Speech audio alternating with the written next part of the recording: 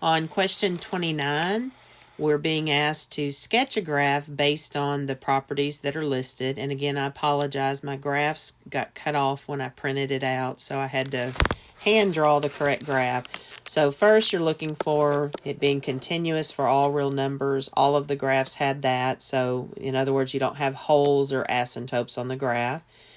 B says decreasing from negative infinity to negative 1. So this is where you really start focusing in on the graph. So for example, on B, notice my graph is actually increasing on that interval.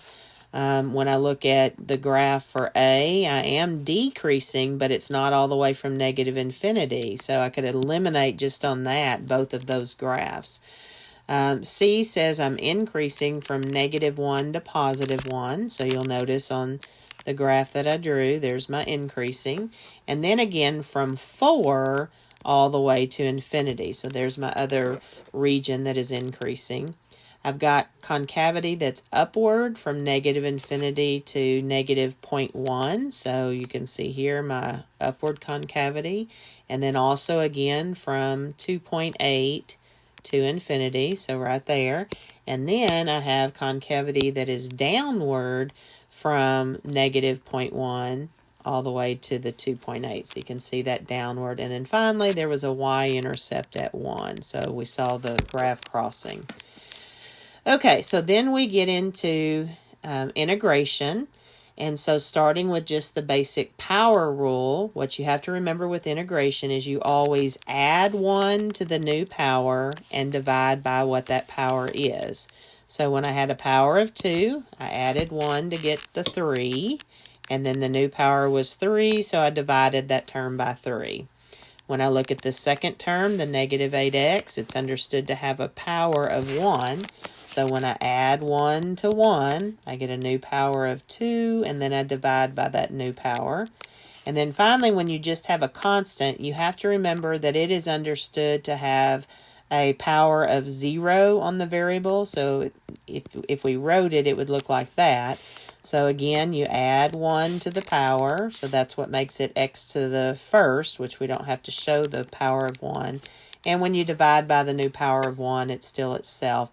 Always we have to add a constant to every answer because the derivative of a constant is 0. And when we're integrating, that's just called an antiderivative. In other words, we are trying to find what expression we started with that gave us this as the derivative. And so once you simplify the 9 divided by 3, we got 3. Negative 8 divided by 2, we got negative 4. And then we had the 4x plus c. So you can always quickly go back and check it now because when you take the derivative of your answer that you get, that derivative should be whatever they had setting right there. Okay. All right. So on the next one, there are some things you want to rewrite. And in this case, that's square root of y. I would definitely want to rewrite it as a power of 1/2.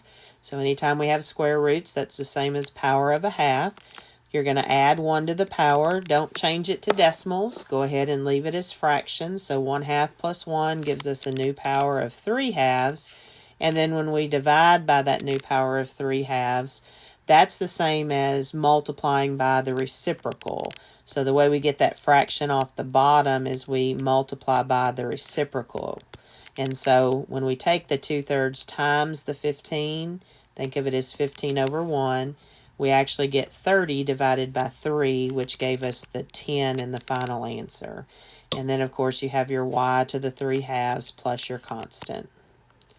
On question 32, again, I would want to rewrite that. So anytime you have a variable in the bottom with a power, you can bring it to the top, but when you do, it makes it negative. And then, again, we just apply the rule of integration, which says add 1 to the power. So negative 6 plus 1 would give a power of negative 5, and then divide by that new power of negative 5. And I don't care if you leave your answer like this. I notice my math lab takes them like that. Or if you want to go back and write it in this form here. So either one is fine with me as long as you realize that they are equivalent. All right, so on 33, we start getting into what I call U substitutions. It just makes it a little bit easier to integrate. And so what you're looking for, typically there are going to be two different expressions that you've got to look at. So we've got a 6 and we have a 7x on this one. And typically you want to make sure you take the one that has the higher power of x for your U substitution. So in this case, I would say that my U is equal to 7x. Now, then you have to derive it. So the derivative of the U, when I derive that, is just a 7 times dx. We are trying to substitute the U and the du back into the original. And when I look at the original, I don't have a 7 dx. Notice I have a 6 dx. So I'm going to algebraically manipulate this expression, the du, so that it matches what I need. So the first thing I notice is I've got to get rid of the 7 because the original, where I'm trying to substitute, it doesn't have a 7. And then the other thing that I realize is that I need a 6. So the way I bring in the 6 is I multiply both sides by 6. And so what happens is we got rid of the 7, so and then we multiplied by 6, so that led us to this expression. And the whole point in that is because now the 6 dx is part of the original problem, and when I go into substitute, in place of that, I can bring in the 6 over 7 times the du. Okay, so when I go substitute, anytime there is some type of a constant like 6 over 7, I always just put it out in front. So here's my 6 over 7, here's my du. Remember, those took the place of the 6 and the dx. And then I have the number e, and it's raised to the power of what I was calling my u. So then I'm ready to integrate. Now, you've got to know that the integral of e to the u is always just e to the u. That's probably the easiest integral that we have. The derivative of e to the u is e to the u, and the integral of e to the u is e to the u.